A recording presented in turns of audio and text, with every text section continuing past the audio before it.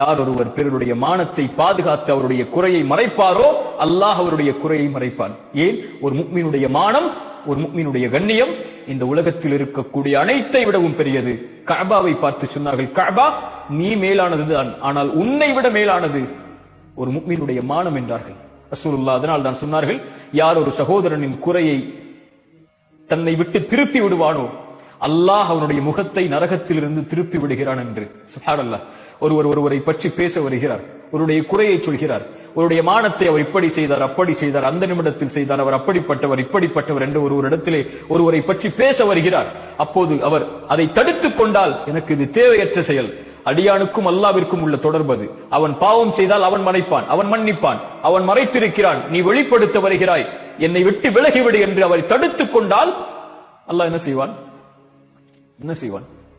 அல்லாஹ் நரகத்தில் இருந்து இவருடைய முகத்தை அல்லாஹ் தடுத்து